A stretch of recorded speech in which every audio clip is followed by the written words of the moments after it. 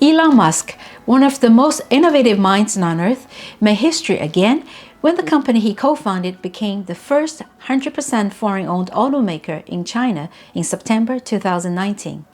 I'm talking about Tesla.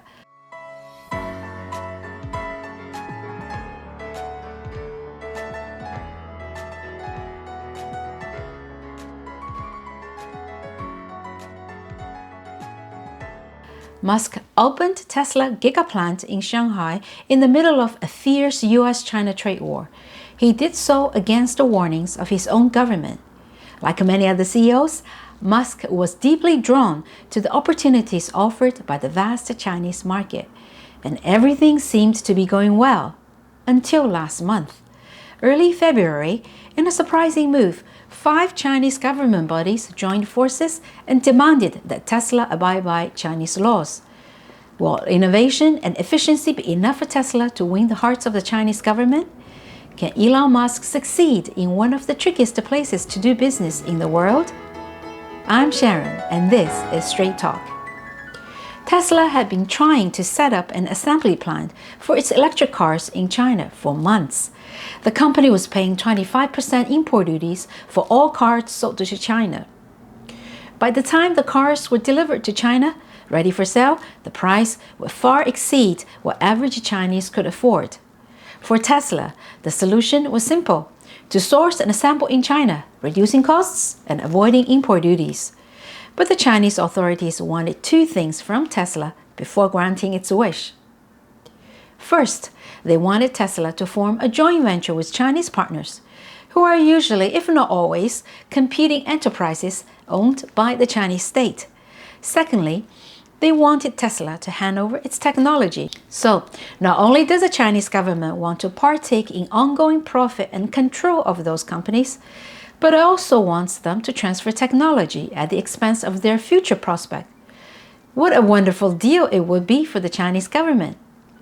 Those rules may sound ridiculous, but they have been aggressively enforced. Well, these conditions were naturally not acceptable to our smart businessman like Elon Musk. Tesla said no to both. After all, technology is what Tesla is all about. So the impasse went on for months. At one point, Musk admitted to analysts that it would be a while before they could start making cars in China. Then something happened, and things were turned around. It was Beijing starting to feel the pressure from the trade war with the US. It also felt increasingly isolated as other Western countries followed the US lead. Beijing badly needed foreign investment and good publicity to boost its international and domestic image. So the Chinese authorities decided to make an exception by allowing Tesla Shanghai to operate as a 100% foreign entity. They were even willing to forget about the technology transfer, for the time being anyway. Elon Musk couldn't resist the opportunity. He went against the US government's warning and accepted the deal. It was a risky move. I will tell you why in just a few minutes. Musk was excited. He danced at the opening of his Shanghai plant like how a rocket scientist was expected to dance, I guess, and sang praises of the Chinese officials for their efficient work. It looked like a win-win situation with both sides getting what they wanted, didn't it? Well, I think we should first take a look at what Tesla promised the Chinese government. Before we do that, you need to bear in mind that the Chinese government owns all land in China, every inch of it, including the land leased to Tesla.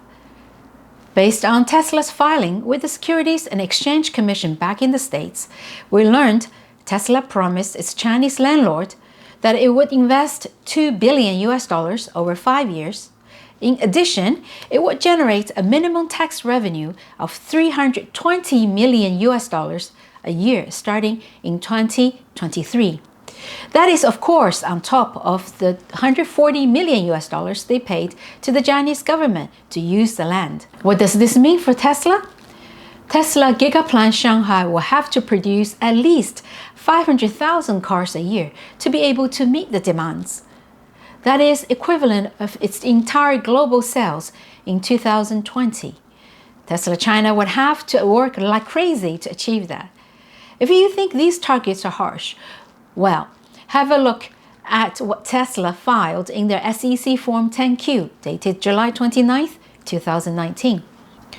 If we are unwilling or unable to meet such target or obtain periodic project approvals in accordance with the Chinese government's standard terms for such arrangements, we will be required to revert the site to local government and receive compensation for the remaining value of the land lease, buildings, and fixtures. Let this sink in for a moment. What exactly was agreed between the two parties? Number one, the Chinese government, as the landlord, will seize the land rental and shut down the plant if Tesla fails to meet the targets. Number two, Tesla will need to obtain periodic project approvals from the Chinese government. Tesla, like all other businesses in Shanghai, or in China for that matter, should have all required licenses to start its operation. Why would the Chinese government want to review projects periodically? Do you know what I'm thinking? This is a clause designed to ensure that the Chinese government has control over Tesla's operation on a more regular basis and maintains leverage over the company even when they have met their tough targets. It seems to me that the Chinese government has enough cards up its sleeve to push Tesla around. Now you see why I felt it was risky for Tesla to go into business with the Chinese government on seemingly favorable terms. It could be a trap. Looking at these terms, I am feeling a little nervous for Elon Musk. Things were going well for a while. Tesla sales in China in 2020 more than doubled. Its Model 3 became the most popular electric vehicle in the whole of China. And thanks to hard work and innovation, Tesla Shanghai is on track to achieve the capacity of 500,000 cars by the end of this year. Remember, this is a level needed for Tesla to meet the targets set out in agreement with the Chinese government. Tesla's share price went through the roof, surging more than 700% in 2020. The company is now worth more than $100 billion. But the warm, fuzzy atmosphere has started to turn sour. In February, just this past month, 5 Chinese government bodies suddenly demanded that Tesla strictly follow Chinese laws and regulations. They cited consumer complaints about abnormal acceleration, battery fires, etc. They asked that Tesla strengthen internal management and quality control. They also demanded in a public statement that Tesla must effectively safeguard public safety and the interest of Chinese consumers. Tesla Shanghai responded swiftly that it sincerely accepted the guidance of government departments and that it had deeply reflected on its shortcomings. It is hard for me to imagine Elon Musk being this humble to authorities in the States.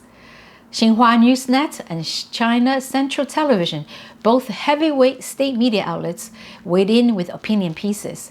Xinhua News implied that Tesla made a huge fortune off Chinese consumers with substandard products. People familiar with how the Chinese regime works can tell you, repeated negative coverage by Xinhua and China Central Television is not to be taken lightly. They often offer a glimpse into the fate of the party involved. The most alarming comments yet came from Mr. Guan Xuejun, CEO of a popular car sales website. He alleged that Tesla cars may be used as tools to collect intelligence within China by Americans.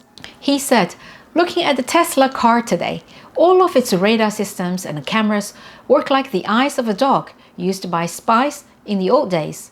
Tesla's communication rides on the US Army system, so this may sound shocking, but considering Tesla cars are being sold everywhere in China, buyers may very well include people working in the intelligence field. This means all of their important information will be transmitted to the US Army. His views quickly went viral. In China, nothing goes viral unless the Chinese Communist Party wants it to go viral. It looks like there is a concerted effort to slow down Tesla. Why would they do that? Since Tesla entered the Chinese market, it has lowered the prices on cars 59 times globally. It recently reduced the price of Model Y in China by more than 20%. Tesla is doing what it does best, achieving cost savings through innovating and improving efficiency, and passing the savings on to consumers. What a fabulous thing, isn't it?